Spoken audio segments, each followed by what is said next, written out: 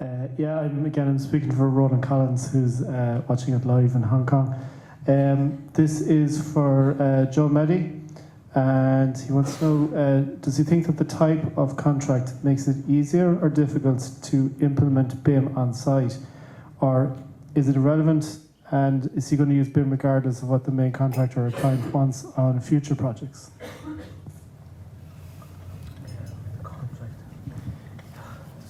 I can answer that in a couple of ways in terms of contracts. I suppose for ourselves, if we have a deliverable on a contract, we'll put in a fee for BIM. And what we're actually looking at the moment is how much of that fee should we cut back and say, well, maybe we should knock 30% off because we're getting that saving. So for instance, let's make some easy figures. So if we have a price for a BIM job and we need X amount of technicians and it's going to cost 100,000, well, maybe we just say, look, we'll do the job for 70,000 or 60,000 because we're going to make savings, and we're going to make savings from coordination, from waste. We all know the benefits. But this is the sort of way that we need to approach contracts, that we need to approach it and look at it in terms of, is it going to benefit us in terms of what we need to deliver. And that's going to depend on the type of job, and that's going to come over a couple of years in terms of that. Mike was talking about the information that he has available, having that information over the years and being able to say, look, if we do this type of job, we can make a saving here of X amount. And I suppose when depending on the client and the project, it really doesn't matter about the contract. They'll ask for X, and you can say, look, we can deliver X. But I suppose as well, if you look at what's being asked by clients, a lot of times the client is asking for everything in the kitchen sink. And they're just asking for everything and anything that they can get in because they hear the buzzwords. So what we're looking to do as well at the moment is to say, look, you've asked us to deliver it for working with the UK LOD 56. If we go to the US, you're looking to go 500. Whatever they're asked in the contract, sometimes they put in everything. They put in the UK and the US, and they might put a standard in from somewhere else. But again, it just depends. If they ask us to deliver to a level and they look for all this level of information that needs to be put in a Kobe sheet, we're approaching contracts a little bit different now, and we're saying, okay, we're going to give you this. We're not going to give you everything. We're going to give you this little bit. That's what you want. That's what we think that you need. You don't need to have all this information. So now we're not giving everything that's requested in the contract that comes from the EIR. When we come back with what we'll deliver in the BEP, we're saying we'll give you what we think you need. And if the client thinks that they need more, they can add that in because it's valuable information.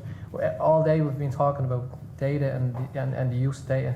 In contracts, they just want to make sure that they're covered and that they get all that information out there. But what's the point of having information that you're not going to use? It's an added cost to us to put it in.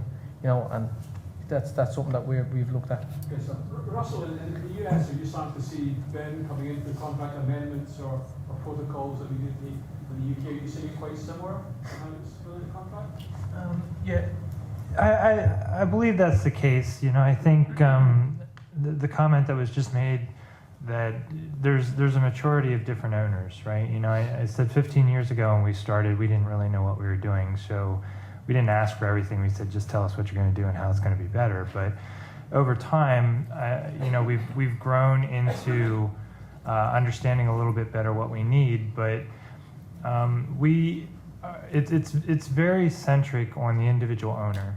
I thought it was very interesting when the UK made the jump that they made, and here in Ireland, it seems like you guys are falling in on that and moving forward, and that's probably one of the biggest helps because a lot of owners, they're focused on different things and they don't have the experience level that the designers and the builders have with using BIM. So when I said earlier it's a team sport, I think that's really the case. You're going to educate a lot of the owners, which I think is a point that you just made, and I think the BAM is a very interesting case because you're involved in the whole way through. So you're a very knowledgeable owner, but everybody you run into isn't going to be at the same level.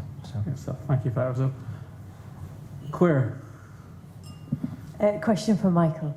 In terms of the building ops solution that you have, how scalable do you feel that is? Just because the amount of assets that you're currently using it for is quite low. Do you think if you were in an asset-intense situation such as Russell has, it would be able to scale? Yes. Yeah, absolutely. And have you tested that? No, but we know it is very feasible.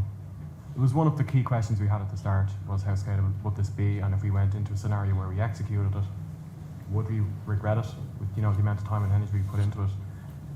We had Autodesk themselves ran some case studies in the background and stress tested the system.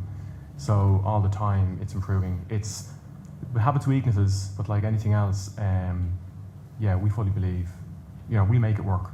One way or another, we will make it work. Yeah. Thank you. Any more questions at all? Want to put one at the back and then one at the front? I think that's really us then. Question to Russell there. What has been your experience in developing an asset information model for existing buildings? You have a lot of buildings, and I'm sure most of them are not BIM in its origins. Yeah, we're probably, I think, if I'm overestimating a little bit, we're maybe luckily at 5% that we have in BIM. The other 95% is not. So, at the end of the day, I've always stressed it's about the data. So I didn't spend much time talking about it, but I think for a lot of owners, once you get to having the model and having the data, then really the next step is that analytics piece. You want to be able to analyze that data and that asset management information that you have. Just for the sake of time, I think really if you're in a position, I do believe, I would agree with what you said. What you're doing looks very scalable. The question is what about the legacy stuff that you have? How do you get the rest of that other 95% to that? And I think real short question is you work with what you've got and you start eating the cookie one bite at a time. You may not be able to get it all into BIM. You may want to do that. You may want to focus on those assets that are more important and get those into BIM for the visualization piece, but you start collecting data. That slide I put up there, 3 years ago when my boss told me to give him some information on our entire inventory and I couldn't answer the question. I started working on it 5 years before that, so luckily he didn't surprise me. But it took us 4 years to get to the point that I could give him a button to push and drill down to every single asset he had to include the rooms and be able to give him that information from the asset management standpoint and start doing some significant analytics that allowed us to really take our program that I was talking about that we were managing. It used to take us 6 months to put it together. By the end of the time, when we got done with doing what we were doing through asset management and capturing the data, even though we didn't have the visualization component, we took that 6-month programming process and turned it into about 72 hours. So even if you don't have the BIM, don't lose hope. You can collect the data, and if you can get the BIM later, you put the two together. But if you're a big owner, you got to take it one bite at a time. That's the bottom line. Yes, thank you. We've got time to think one. There's the other one down the front. Hi, g'day. My question is for Dr. Manning as well. It's slightly left field, I do apologise. How do you find LEED influences your EIR to contractors in your BIM requirements from a life cycle perspective? And what do you find are your pitfalls and successes in integrating LEED within the BIM process from the client side? Okay, is that LEED or lean? LEED. LEED. That's sort of interesting because within the federal government, probably the same way here, it depends who's in power at the time, right? LEED became a very important thing for us, and everything had to meet a certain LEED standard, and then politics changed, and all of a sudden we couldn't even certify our projects to LEED anymore. But we still did it, we just didn't get it certified.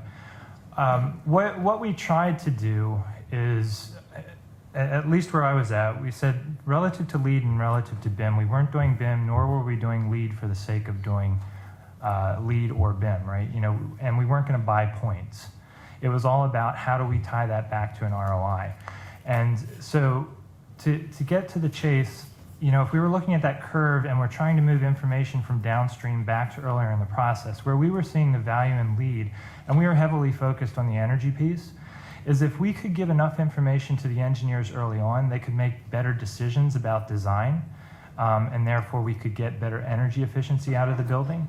You know, a lot of times, at least in the position we were in, is we had too much information downstream, and by the time the engineers got the information they needed, there are things we could have done in LEED relative to energy that we weren't able to take advantage of because we were just too far down.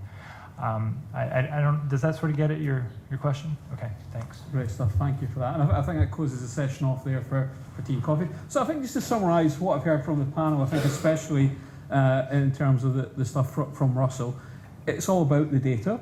And the data is both graphical and non-graphical, especially once we get into operation. Data that is validated, managed for a whole life cycle.